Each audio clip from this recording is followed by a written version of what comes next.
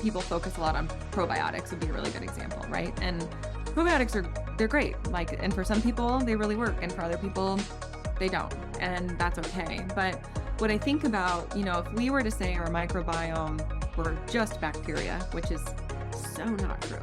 And I was surprised when I came into naturopathic medicine is that it has still that tendency to attack and kill antimicrobials, antiparasitics, even in the herbal world.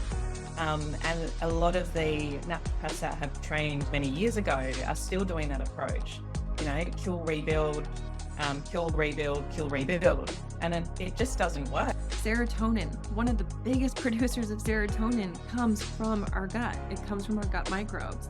We've got precursors to dopamine that come from the gut, right? When we talk about those postbiotic signaling molecules, dopamine's a fun, feel-good neurotransmitter. I mean, a lot of people take drugs to get dopamine splurges, it's woo.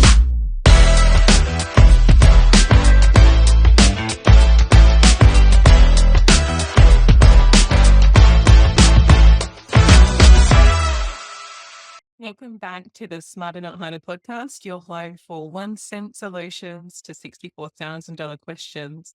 I'm your host for today, Jodi Duval. So today we are venturing into the very intricate world of the human microbiome. And joining us is none other than Dr. Piper Dobner, who has an amazing, fun chat about all things shit. So she's a renowned expert in the field of naturopathic medicine with a deep dive into the postbiotic frontier. But she brings to the table a wealth of knowledge from work with Thetabiotic, her company, and is pioneering the process of postbiotics. And it really does promise a new and fun era with microbiome health. So we did have a lot of fun talking about poo and all things relative. And we went beyond the common knowledge of probiotics and exploring this advanced microbiome dynamics, the cutting edge research in microbiome communication or microbial communication, and the impact of postbiotics on systemic health. So Piper will shed light on the personalized approach to microbiome management and the potential of microbiome research in disease prevention and mental health. And she gives us some really beautiful tips for being smarter, not harder with your microbiome. So if you're ready to expand this understanding and the potential of postbiotics in transforming health outcomes, stay tuned as we dive into this fascinating conversation. Without further ado, Dr. Piper. Welcome, Piper. It's an absolute pleasure that I get to talk to you today about crapsules. I just had to say that straight up. 100%. I'm more than okay with you saying that. Thank you for having me. And to hear all about you and your amazing journey through, obviously, naturopathic medicine, fecal transplants, and your amazing company, Thaena. Yeah. Well, thanks for having me on the podcast. I appreciate it. So where do I start? With the company. How did you get into poo? How did I get into poo? That's a really good question. I often joke with people that it was a bit of a destiny line, because I have been known as poop or pooper most of my life, which I didn't think was a weird thing until my third grade best friend called the house during landline days and asked for me. She called and was like, "Is Piper there?" And my mom answered the phone. She's like, "Oh yeah, sure," and put the phone down. And she's like, "Poopy." Because that was one of my nicknames growing up. Not necessarily because I pooped myself all the time. It was just because when I was a baby, my name's Piper, right? So Piper and Pooper are very interchangeable. And if I had a poopy diaper, she would say poopy drawers, like Poopy's got some poopy drawers. And so it just kind of stuck. And then I got on the phone after my mom had put it down and my friend was just cracking up. And from there forward, basically everybody from elementary school on knew me as Poop or Pooper. And it's just been part of my life. But to fast forward into the scientific side of poop, I would say that I got into fecal transplant and stool as a therapy when I was in my first year of medical school. And one of the things that really led me into this field was actually a dear friend of mine. I was not doing great in microbiology. It was a very intensive rote memorization course, and I'm very much so a big picture kind of person. And so the name of this bug, whether it's gram negative or gram positive, and was it associated with this disease or that disease, there were just so many. And the scientific names for bugs were ones that I just had a really hard time assimilating into my brain. And so I got a mentor, or a tutor, and she's now a dear friend of mine, Molly Isabella. And she was like, we were sitting there studying for a test, and she was just like, I was like, I hate microbiology. And she's like, this isn't microbiology. She's like, let me introduce you to the world of microbiology. And so she at the time had been working with Mark Davis and Carmen Campbell out of Portland, Oregon, who were two naturopathic doctors in the city who were working in fecal transplant. And she introduced me to Carmen, and I started working with Carmen while I was a student. So my first year of school, I started working with her. And um, from there, I just being in a clinical setting as a student, watching patients receive fecal transplant as a therapy, it was one of the first times, and you know this because you're a naturopath, a lot of our therapies take time, right? Like we give a herbal remedy or we give a tincture or we tell somebody to drink tea for a few months and come back and check in with us and see if we've kind of changed the energetics or shifted the physiologic picture of the patient. And with fecal transplant, it was like these patients would come in with C. diff, not responding to standard therapy, because in the States, that's what we can legally use fecal transplant for. And they'd be passing 15 to 20 plus stools in a day. Some of them were severely dehydrated. Some of them were presenting to the hospital for dehydration. We'd give them fecal transplant, and the next day they'd have a solid stool. So it was like within 24 hours, their whole system changed. And that was a world that I was like, no freaking way.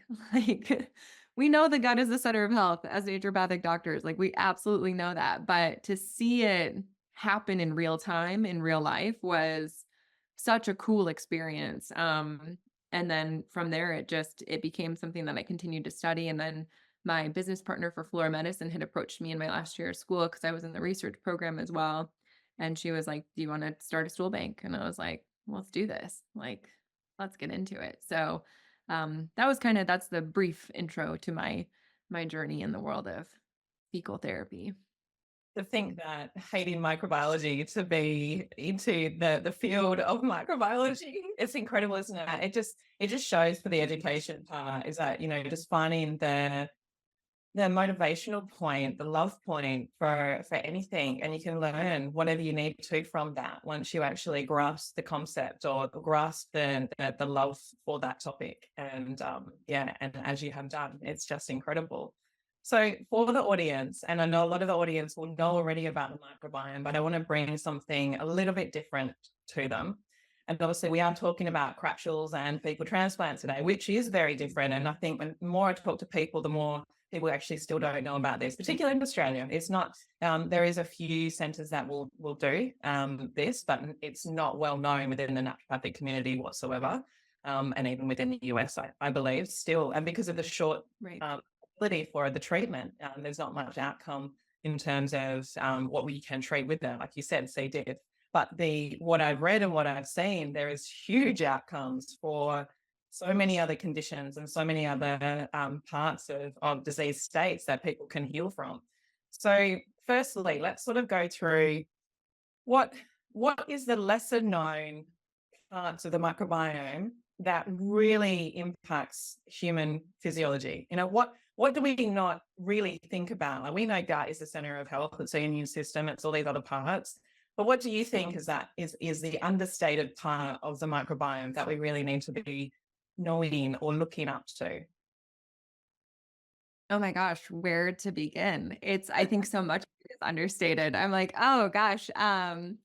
I think that one of the things that we've really glommed onto in the last decade, 2 decades of microbiome research and gut health is the concept of living microbes, right? Like we need to have a bunch of different living microbes. A lot of people focus a lot on probiotics would be a really good example, right? And probiotics they're great. Like, and for some people they really work, and for other people they don't, and that's okay. But what I think about, if we were to say our microbiome were just bacteria, which is so not true. Like there are so many other organisms inside of the microbiome, but if we simplified it to just bacteria, because bacteria do make up the larger proportion of the microbiome. So if we were looking at that and we say we've got 1,000 different species, and of those 1,000 different species, 20%, so maybe 200, 20 to 40%, 200 to 400 are ones that can survive in oxygen. So they're aerobic or they're aerobic organisms. Those are the ones that we're self-selecting from to make a 1 to 10 strain probiotic supplement to give to somebody and say, we're going to completely reestablish your microbiome by giving you this small number of bugs. I think that severely underestimates the importance of all of the other critters inside of the microbiome.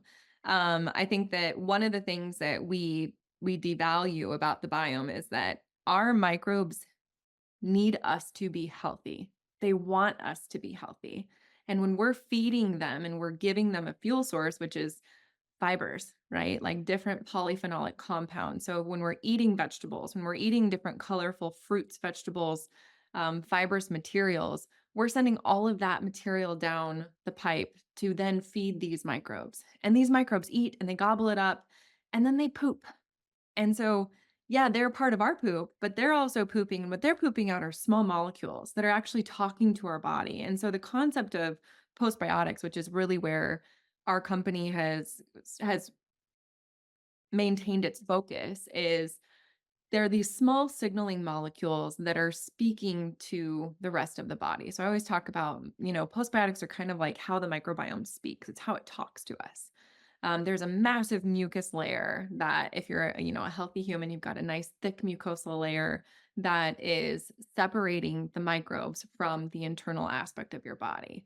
So we've got this tube of like deliciously rich microbial organisms that live inside, but they're eating and consuming all of the things that we can't break down. Like we can't break down cellulose, right? Like if we ate some sort of a plant material that's got cellulose inside of it, we're not breaking that down, but the bugs are. And they love that. Like they love it. They gobble it up. And then they're creating compounds that actually talk to our body. And some of those compounds are things that we take as supplements. So, like B vitamins come from our microbiome.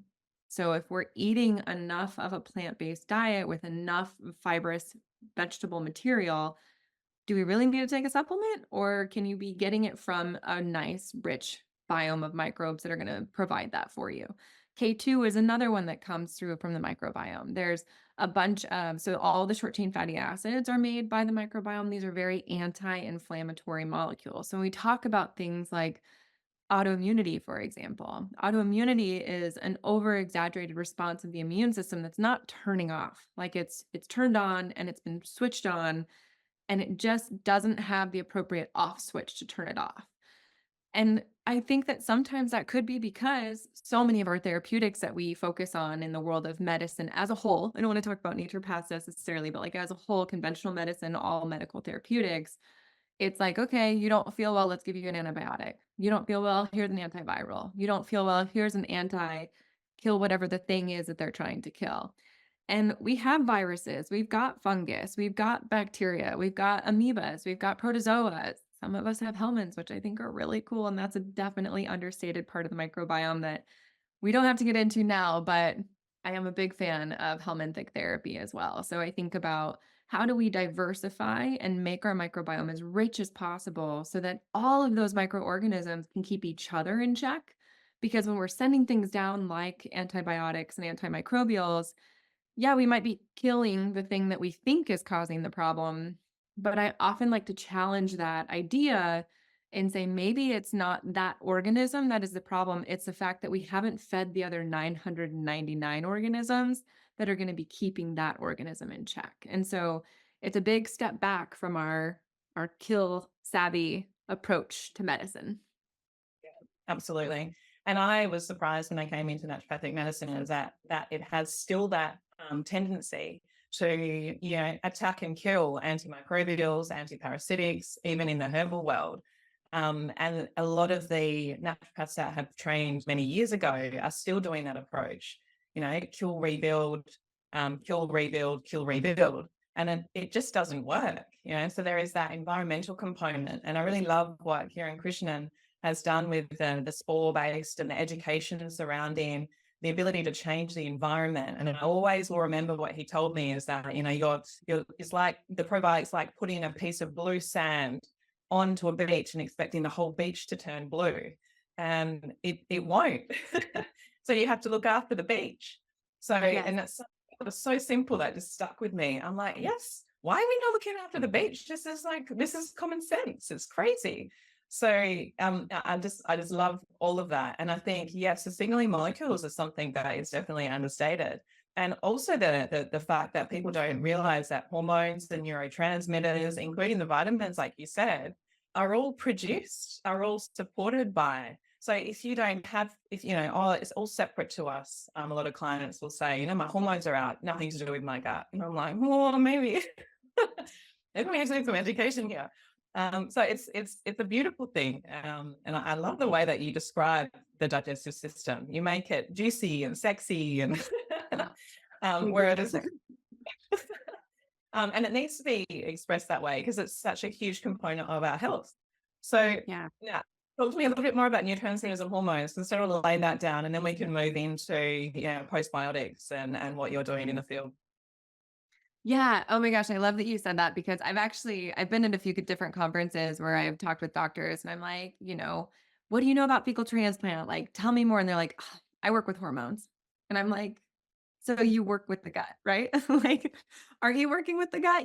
So I think the hormonal aspect of how the guts and hormones interact is a little bit less known. It's still a place that we're exploring and starting to understand more about it. But there's estrogen metabolism that happens strongly inside of the liver, right? So our breakdown of all kind or how we conjugate our hormones and get them out of the system, it's often happening through digestive processes. And so thinking about people who have like excess estrogen or excess progesterone, that's often a gut issue. Like there's a component there that has to be gut involved. And so there's that aspect. And then if we shift to neurotransmitters, I'm like at a point where I kind of feel like the gut is the first brain and the brain is the second brain, And it's like I work a lot in mental health. I love emotions and I love working with people through their emotions. I don't think depression is something that we need to clinically treat all of the time. I think people actually should be allowed to feel sad.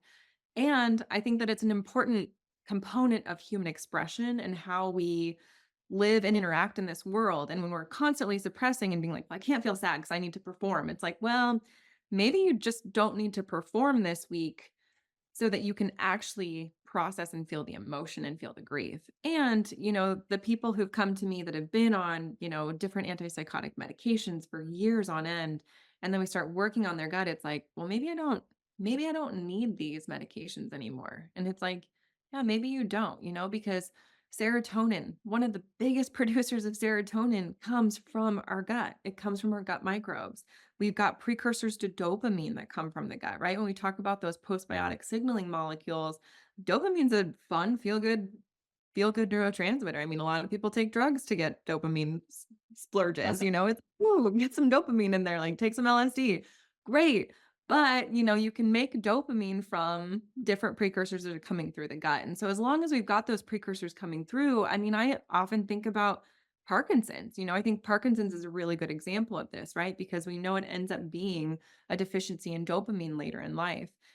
What's really interesting is that they've been looking at Parkinson's patients and they see that their is usually preceded by 10 to 20 years of constipation.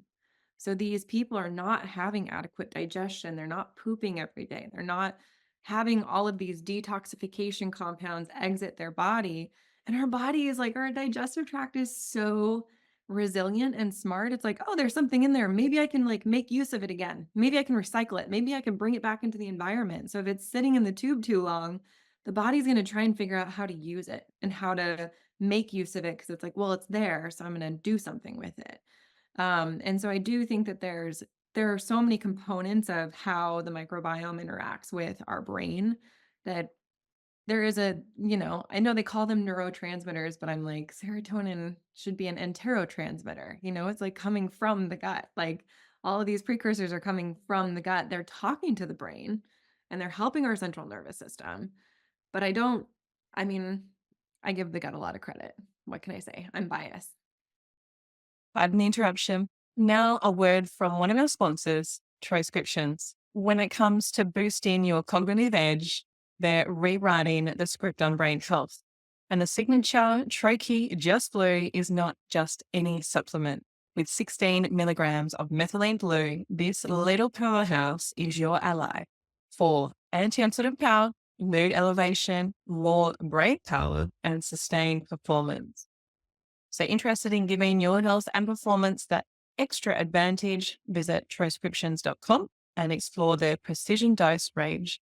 And here's a bonus for our listeners. Use the exclusive code POD10 to snatch a 10% discount off your purchase. Then elevate your well-being with transcriptions. Now let's get back to the show.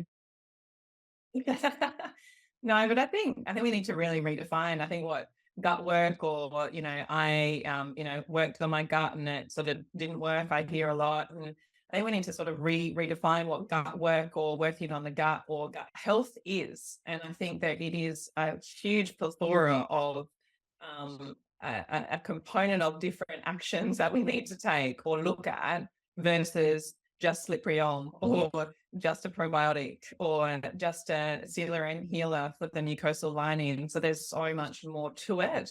And I think we'll get into that in a minute, but I want to go through with you. It's interesting when I was reading about transplants, obviously that's where you started and then you moved into postbiotics. So first up, I want to sort of get you to explain the difference between fecal transplant and crapsules. I love it. I feel like both of them, I just want to be fair. I think both of them are crapsules. So, I'll just state that blanket statement out there, put it out there. But yeah, so fecal transplant, what's really cool about fecal transplant is we take stool. It is exactly what it sounds like. We take stool from a healthy donor, and health is a hard thing to define, but we can definitely go there if we want to. But you screen these healthy donors, right? So we do serum testing, we do stool testing, we do a full interview of them, we do a physical exam. It's like, cool, you're healthy. That's awesome. Then we take their stool, their Bristol 4 solid stool, and we process it into crapsules, right? So we make their stool into a swallowable pill. So it's oral delivery. That's what I've worked in.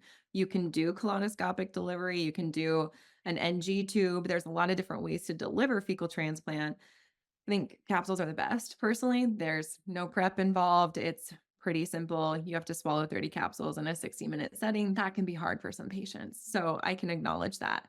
But from all of the, like you said, not many people know about fecal transplant. I think one of the reasons people don't know much about it is because of the regulatory world that surrounds it. And in the United States specifically, which is where I'm practicing, you can only use it for C. diff not responding to standard therapy. And that means in the technical not responding to standard therapy means they've at least failed 2 rounds of antibiotic therapy before they can qualify for fecal transplant.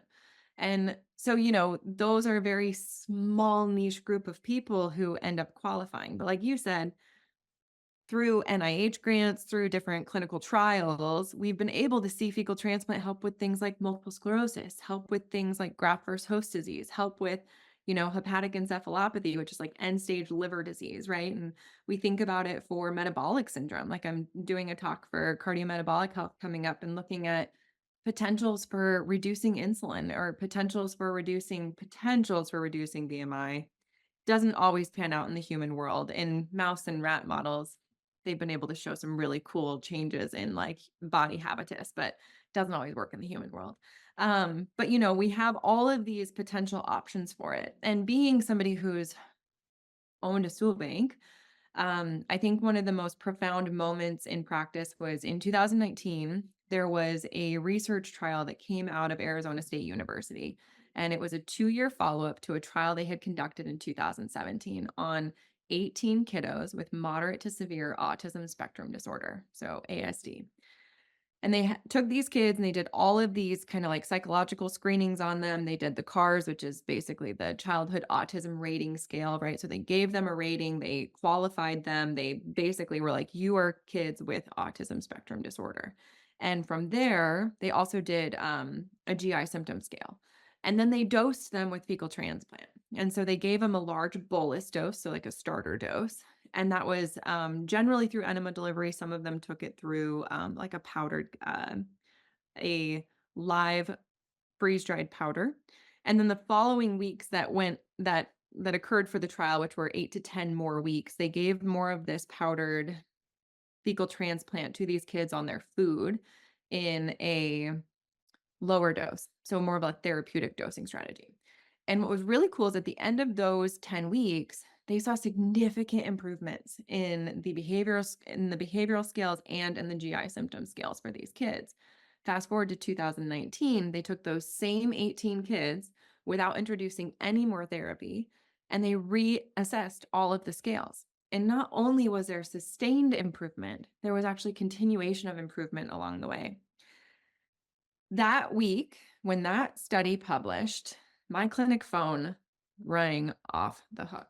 And we had parents who had kids with autism spectrum disorder who were like, how do we get this? How do we get fecal transplant? Like, we saw the research, we want this. You guys have a bank. How do we get this? And it was like one of the worst times ever to be a doctor because you're like, cool, I'm reading the same research you are. I can hear the desperation in your voice. I have therapy in the freezer, and I have to say no because regulation tells me I can't treat you. Um, and that was really heartbreaking. Me and my business partner, Andrea Macbeth, at the time, we were both just like, this is brutal. And we ended up meeting with a couple of advocate groups who worked with kids with autism spectrum disorder. And they were like, one of the advocates himself, he's written a bunch of books. His name is JB Hanley. But we met with him and he was like, you guys have to understand that parents who have kids with autism spectrum disorder, their drug is hope. It's hope Mm, that their kids will have a normal life, that maybe they'll find love someday. Maybe they can live on their own independently. They can hold their own job. They're going to be people who can just live a moderate life. And it was like heartbreaking because we were like, yeah, we want to help make that happen and we can't, right? And so basically, from that point forward, we had had some conversations kind of off the cuff with a FDA regulator at one point where we had asked the question, if we sterilize fecal transplant, do you still consider it fecal transplant? And the answer from the FDA was no. And so we were like, sweet, that's fantastic. Because what we wanted to do was we wanted to see if we sterilized the stool and we killed all of the living organisms, would there be something left over that would still confer benefit for our patient population? And so what we did was just that. We applied for all these incubator groups. We tried to get funding so we could get a freeze dryer. We ended up meeting, we called her our fairy godmother, but we met this woman who was part of an incubator group that had actually denied us, but she found our application in a pile of applications and she reached out and she was just like, what are you guys doing? Like, let's talk. And so she did kind of a whiteboard session with us and she wrote us a check so we could do a research trial on our powder and we could buy a freeze dryer to make the powder. So it was really cool, and it kind of sprung us into this new path of like what does exist when the microbes are all gone, what's left over. And it really was that understated part of the microbiome, which was the postbiotics. And we ran a really cool assay. It was an untargeted metabolomics assay, which is a really big fancy word for basically saying they took a gas chromatography instrument and they ran our powder through it. And when they ran the powder through, the big question was, what's there? Like, what exists? And what's cool about gas chromatography is that you get a graph readout with peaks, and each peak indicates an individual something that's there, right? And in this case, it's individual metabolites and or postbiotics. That word gets used interchangeably a lot. So I'll say them, but I mean the same thing when I'm saying postbiotic and metabolite. So what we saw on the GCMS readout was over 1,000 unique peaks. So even though we had processed this powder, we had taken stool, we had pulverized it essentially in a blender. And then we freeze dried it we sterilized it, then freeze dried it. And we took samples each step along the way to be like, okay, here's raw stool. This is what it looks like to make a fecal transplant pellet. This is what it looks like to sterilize that fecal transplant pellet. This is what it looks like to take that sterilized fecal transplant pellet and freeze dry it. Right. So there's all these different arms. But what was really cool is that all along the way, it really didn't matter how we touched the stool. These postbiotic molecules were really stable and they stuck around in the milieu. Right. And so it was really fun because Metabolon themselves, which is the company we ran this assay through, they actually had a library of about 800 metabolites. So they didn't even have enough names to tell us what all existed in our product. And so there was a period in time where we were like, it's the dark matter. We like joke it was the dark matter, but people are like, hey, that's kind of weird. So we call it uncharacterized now because that's, a better way to present the data. But yeah, we've got, over 1,000 unique signaling molecules that are coming from microbiomes of people that we've determined to be healthy. And what's really cool is that if you can take the signal, which these postbiotics essentially are, right? It's how they speak to the microbiome. So, or how they speak to the body from the microbiome. So if we can take this signal from somebody who's healthy and we can put it into a capsule or a crapsule and we give it to somebody who's not so healthy, they're missing parts of that signal. They're missing parts of that message from a healthy biome. And suddenly we can replace that message. We can show their body like, hey, this is what it feels like to be healthy. Do you want to come along? And I kind of think of it like that, right? Like, this is what it feels like. Do you want to keep living in that direction or do you want to come this way? Do you want to keep coming this way? And what's really cool is like my patients, I have my own personal clinical practice, right? So I see patients through my private practice. And I see a lot of people with food intolerances. I see a lot of people with IBD. I see a lot of people with autoimmune conditions and mental health conditions. And it's so interesting because I don't know what compound in that product does it for these different patients, but the ones that respond, man, they'll come in and be like, "What did you give me?" And you're like, it was a really complex compound, but one of those things or three of those things or the whole group together and how it works as an ecosystem clearly gave you a signal that you've been lacking. Mm. Yeah. Wow. I have so many questions, but let's start. So, obviously, when we're looking at fecal transplant versus this, what's the timing difference? Or what's the sort of treatment? Obviously, you're taking a short period of time, multiple capsules for the transplant, the fecal transplant.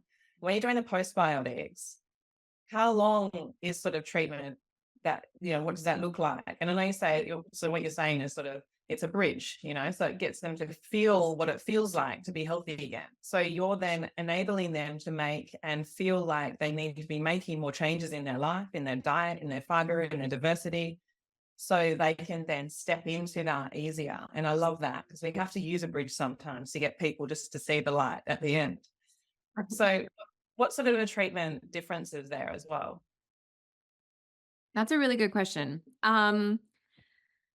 It's a complex answer. So I would say that fecal transplant, when we're just looking at fecal transplant for C. diff, that's a pretty overnight shift and change. When we're looking at fecal transplant for things like Crohn's or ulcerative colitis, they like to do what they call more of a long-term dosing strategy or a therapeutic dosing strategy. And so they'll dose, kind of like what they did in the autism spectrum disorder trial. They'll dose every single week for 4 to 8 weeks or something like that, where it's continuous repetition, frequency becomes important. But in terms of stickability, which I like lacking a better term for it than that, but when you're looking at fecal transplant, live fecal transplant, and you're redose, and you look at the biome of the person before they received the fecal transplant to after when they've received it for however many weeks, their biome starts to look more like their donor's biome than it did their original biome. And that can sustain. Sometimes that can sustain for, I think the longest trial I remember reading was 3.8 years. And it's like, that's cool.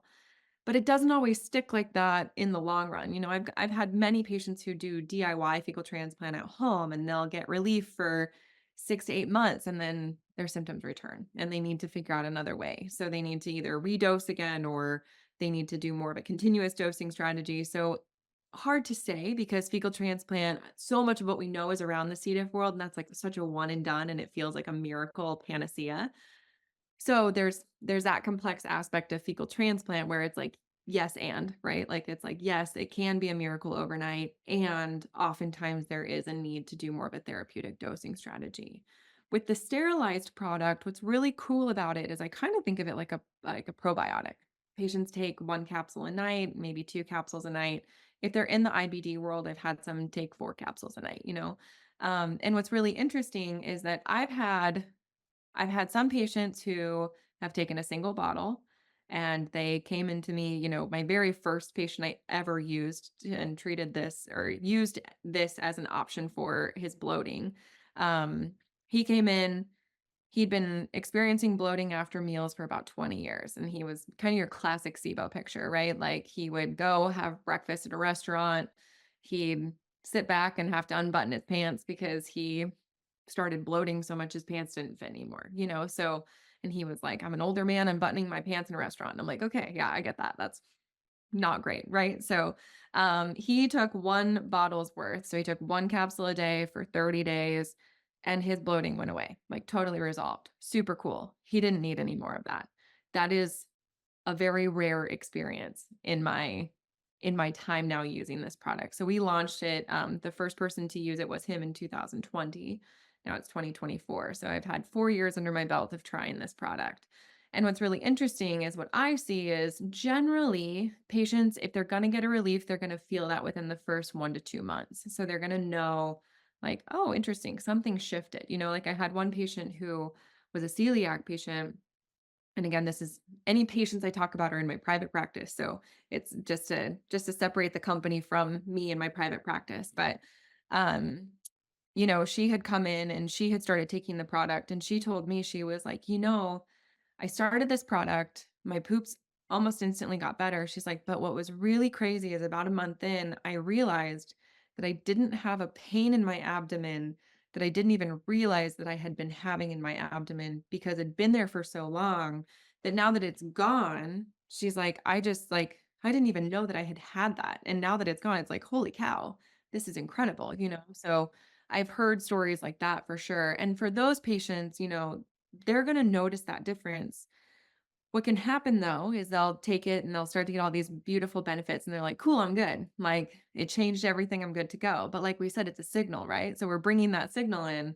And yes, it's a signal and it's a fuel source. So I think of this as like compost for the internal soil because there's the signal that's being delivered to the body, absolutely. But some of these postbiotics are also fuel sources for other microbes inside of the community. So things like lactate or acetate or succinate, like these small molecules are actually food particulate for other microbes inside of the microbiome. So when I'm using this with patients, if they're amicable to it, I will have them do I run Nirvana biome testing on them because it gives me a diversity score. So I can do an alpha diversity and a beta diversity.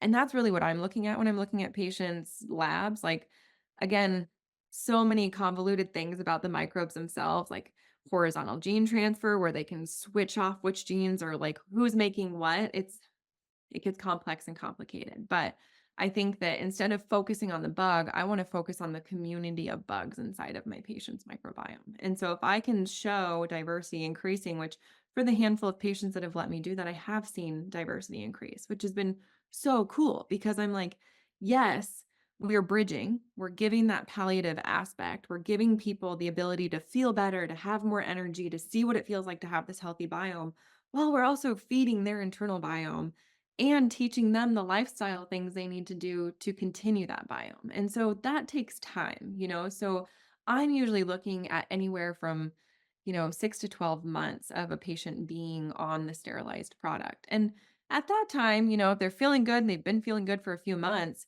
I'll try and get them off. And if they're not ready, what'll happen is usually they'll go a couple of weeks and then they'll be like, you know, this symptom's starting to come back, or this is starting to return, or what do you think about this? And then I'm like, okay, maybe we need to get you back on it for maybe a lower dose option. So maybe it's like every other day, or maybe it's once a week, or something like that to help support that biome while we continue to work through the lifestyle aspects that are going to ultimately keep that biome happy and healthy, right? Like we know sauerkraut is like one of the best things you can eat, kimchi, like fermented foods. If you can get your patient to a point where they're eating fermented foods, you're rock star status. Like you're doing great. That's fantastic. I love that, you know? So I generally am working in that kind of under that premise with my patients where it's like, cool, you're here, your microbiome's really degraded because they come to me with like 100 use antibiotic history, where it's like, oh, I took them like candy when I was a kid, like the pink amoxicillin that kids used to get when they had strep or when they had, the pink antibiotic that would come in the sweet tasting jar, right? Like everyone had that as a kid. It was like totally normal. You would go have your sweet treat and but it was constant and all the time, and then you meet women who've had UTIs all through college, and they were treated with antibiotics all through college, and now their gut's a mess, and their mental health is a mess, and it's like, if we can start rebuilding that biome, rebuilding that community through some of these signaling molecules that are helping actually support the internal community while also talking to the body, it's like such a win-win. Absolutely. And I think the win is also that they get the motivation, like I said before. It's about they feel something. So the problem, as you said right at the start, is naturopathic medicine takes a long time. And it takes patience and it takes belief and it takes, trust in the practitioner. So if they're feeling something so quickly or so dramatic initially, even with the education that you can give them, that it's not a permanent change. It's something that you need to be making with the lifestyle changes as well, but at least they can see that and that pushes them towards making more change and putting more effort in. And I think that's a huge, a massive strain, I think, when you have a patient is actually getting them to make those changes and having that belief in it. And if you win that, you win the whole scenario, I believe. It's one of the biggest bridges to cross. Yeah. So I want to follow on, and it was a perfect segue from how to look after your microbiome. And then at the end, I'm going to jump into, your 3 smarter, not harder ways for the microbiome to live healthy. But I want you just to run me through your, non-negotiable microbiome care for everyone. How do we best, and I know you speak a lot about diversity, and what happens when we have less diversity, and multiple things come to mind when I think about that, diet restriction, carnivore, keto, all these things where we're actually cutting things out for, maybe a short period of time is good, but forever, maybe not ideal. So let's explore that a little bit more. Yeah. Okay, awesome. I love that. My non-negotiables. This might shock some people, but non-negotiables are actually like they're the things we think about in naturopathic medicine that are all about self-care, right? So getting a good night of sleep. Like we need a good night of sleep to support our microbiome. We need to be moving our body every day to support our microbiome. That doesn't mean you have to be a CrossFitter who's going out and like lifting tires and like flipping tires on the street. You can go for a walk. And that is like totally a reasonable way to help support the microbiome because it's pumping things, right? It's moving things around in our body. It's helping blood circulation. A lot of these postbiotics are getting into the bloodstream. We need them to be circulated so that they can go to the different tissue sites that they need to go to. Being hydrated is like such an understated, important aspect of health. Like, I'm just like, it's one of my first questions I ask on any intake. I'm like, how much water are you drinking? And people are like, I drink enough. And I'm like, what does that mean? Like, give me ounces, give me sizes. Like, what does that mean? And then they'll be like, well, I drink like a good glass in the morning. And then, I'll probably have one in the afternoon too. And, if I'm really thirsty, I might have another glass at night. And I'm like, you are so dehydrated. Like you need more water, our stool requires moisture to exit the bowel. Like we need water to help stool pass through the bowel. And if we have stool sitting in the bowel for too long, that's not supportive of our microbiome, so I think about those aspects as well. And then in terms of diet, like, the American Gut Project diet is like the most obvious. That's why I go to it last because I'm like, there's other really important things that we can't forget about. But diet's super important because what's really, really interesting about the American Gut Project when they were kind of trying to figure out like what constitutes health, what means health in a healthy body, healthy diet, they were looking at,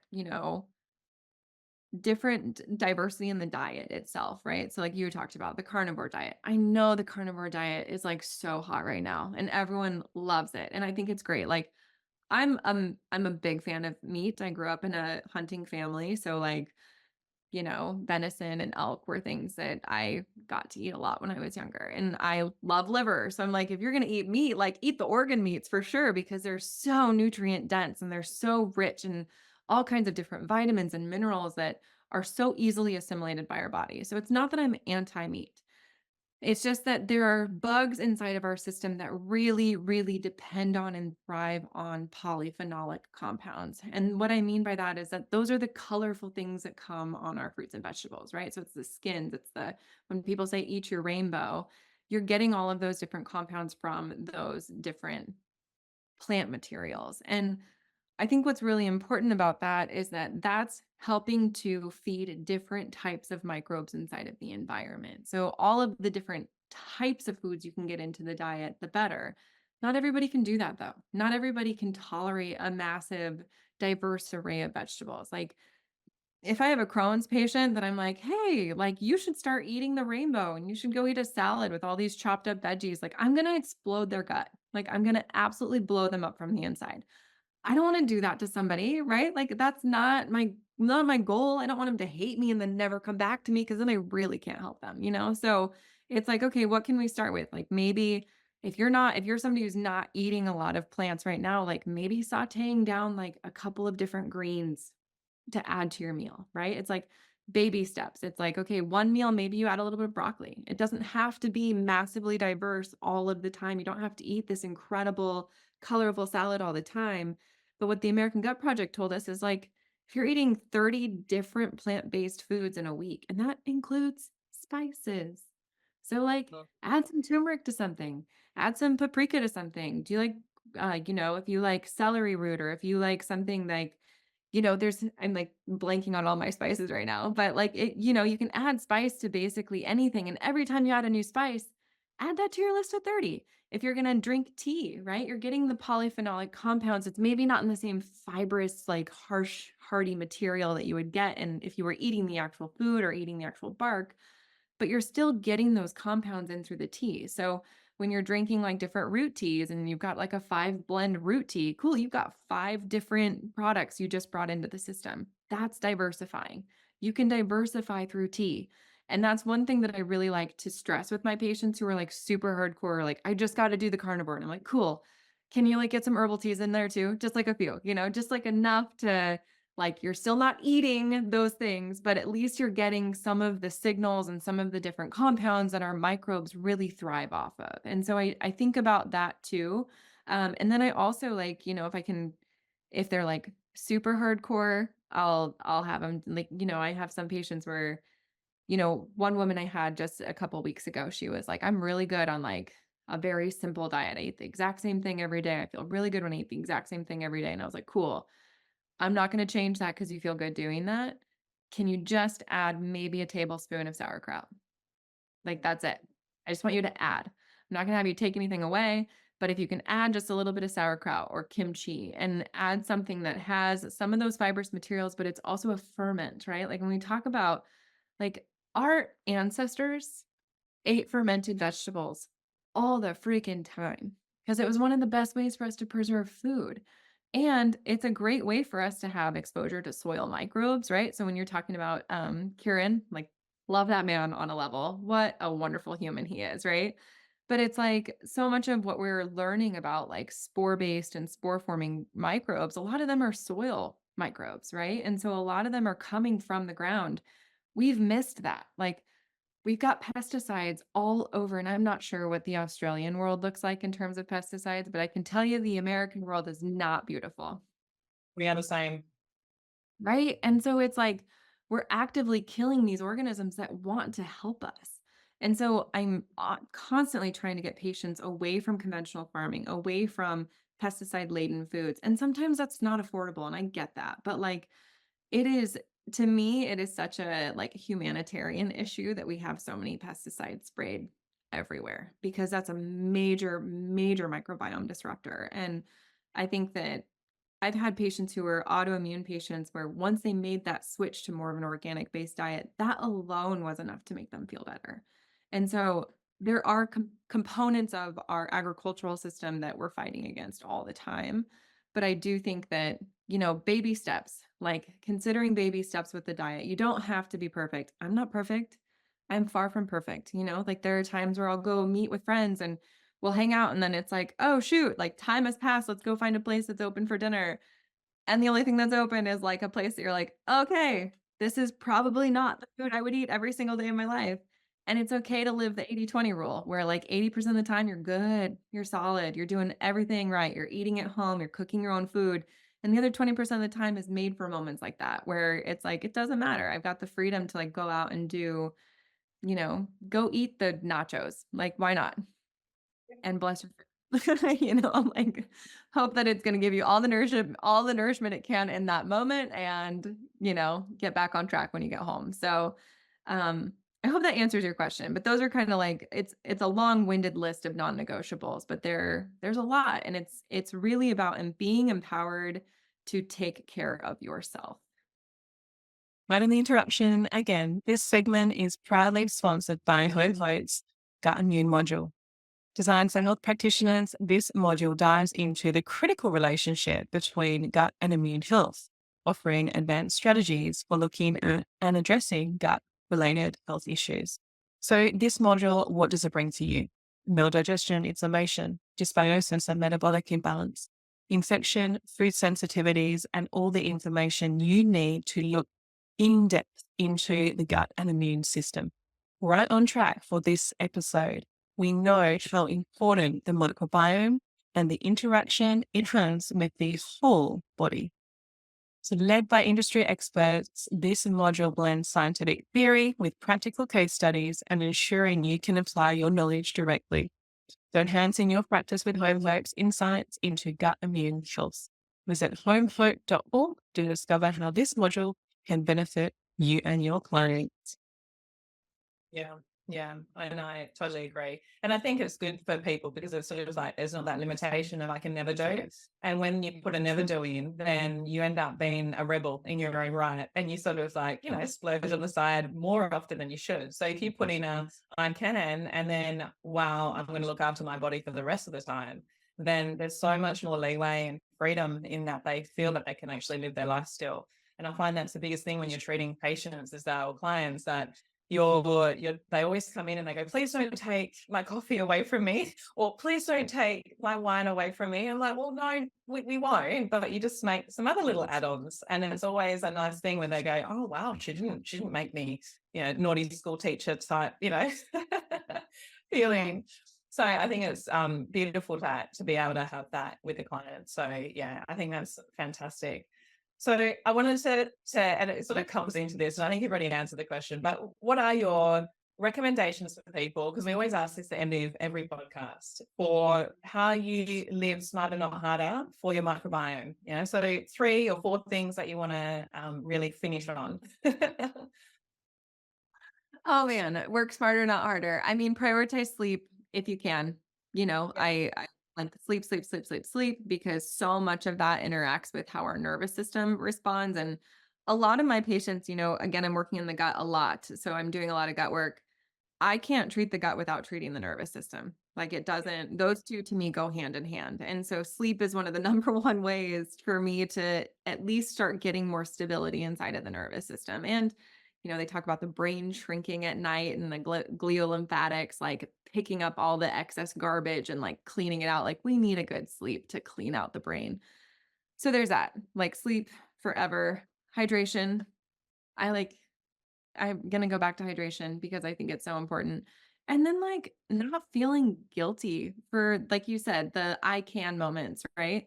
Like I have so many patients, especially in the realm of metabolic syndrome or diabetes, where it's like, well, I couldn't have that piece of cake. And it's like, you can tell that they're thinking about it weeks after not having it. And it's like, if you had just had like a bite or two and like actually splurged a little bit, and then the next day you really like stood up, decided to take a little bit more of an empowered approach to your diet, and you really like hit it hard with the vegetables if you could, that's awesome. Like, don't guilt trip yourself and don't like don't bully yourself, right? Like I think we're in it's kind of a toxic culture of like, oh, I should have done this or I should have done that. And I had a therapist once who was like, stop shooting all over yourself. And I was like, I like that.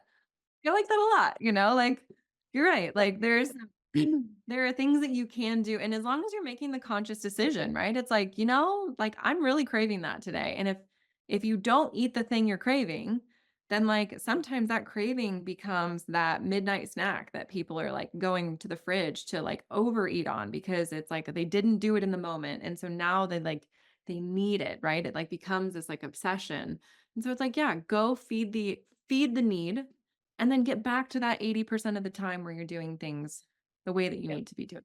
So, I think again, I work a lot in the realm of emotions and beliefs, and so it's like you've really you've I gotta love know you have the ability to heal. Yeah, absolutely. And you can't separate health and emotion. They are one and the same, and one feeds off the other. So, and I think we forget that. And that's a really important point. Yeah, Oh. that's either this has been an absolute experience. Thank you for talking all the good shit with me. Had to spit that one in. And tell us where we can find all about you. And I also wanted to ask, do you have is Thena products available in Australia? Not right now, not currently. So Thanabiotic is our product. It is currently only available inside the United States. So hopefully someday we are applying for our patent recognition in Australia and in Canada and likely the EU soon. So hopefully we'll go international in a time frame where this will publish and you'll be like, hey, I actually do have, access to Thanabiotic, but not currently. But where people can find me, so Thana is the name of our company. So we've got an Instagram, Thana.inc. So THAENA.inc is our Instagram handle. Me personally, it's Dr. Piper Dobner. So Instagram, it's dr.piperdobner. And you can find me there, or my medical clinic is Flora Medicine. So that's where I see patients privately. And I also have an Instagram there. So look up all those names. You'll find all of those places. Yeah, I think my biggest passion with working with patients is to really empower them to know that they can take charge of their health and that you're never stuck. And I really believe that all of us have the incredible potential and ability to heal because our bodies want that for us and our microbes want it for us. And so just figuring out how and where and when works best for the individual sitting in front of us is the most important part. So I just really appreciate you inviting me on. Thank you so much, Jodi. This has been like such a fun conversation and I love talking shit with you. You can come, we can talk shit any day. I'm happy to do that. I would definitely love that. We have to catch up again. I think so much of what you've been saying is how I practice, and I just so many yeses from my side, and I love the work that you're doing. So thank you so much. Thank you. It was great to chat with you. That wraps up a very enriching episode on the Smarter Not Harder podcast. Big thank you to Piper for joining us and sharing all of her invaluable insights into the vast universe of the microbiome and all things shit, and the pioneering work that she is doing in the field. So to our listeners, we hope today's discussion has illuminated the complexities and potential of postbiotics and the human microbiome. And your curiosity fuels our mission to unravel those $64,000 questions with 1 cent solutions. So remember to leave us a 5-star review if you enjoy the content, and it greatly supports our work. So thank you. Keep fostering that curiosity, embrace that learning journey, and join us next time for more thought-provoking discussions here at the Smarter Not Harder podcast. And until then, take care and continue your amazing work in this health field.